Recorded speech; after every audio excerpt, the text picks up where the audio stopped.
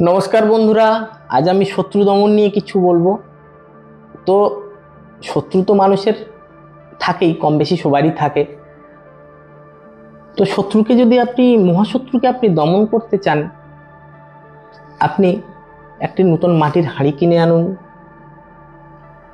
আপনি কিছু কর্পূর কিনে আনুন, কিছু এলাচ, লবঙ্গ, বিচুটি পাতার উপর আপনি শত্রুর নামটা লিখুন। লিখে সেই নামটিকে কাট করে ব্রেক করছে, বিচুটি পাতাতে আপনি শত্রুর নাম লিখবেন। লিখার পর আপনি দুটো এলাচ দেবেন, দুটো লবঙ্গ দেবেন। দেয়া হয়ে গেলে আপনি এই বিচুটি পাতা লেখা যে কাগজটা, এটাকে একসঙ্গে মুড়িয়ে আপনি বেঁধে হাঁড়ির ভেতর দিয়ে 3 রাস্তার মোড়ে অথবা শ্মশানে কোথাও জ্বালান, জ্বালিয়ে ছাই বানান।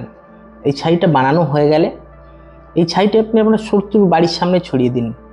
দেখবেন শত্রু কিন্তু আপনার উপর আর অতটা শত্রুতা করবে না, অনেকটাই শান্ত হয়ে যাবে। নমস্কার।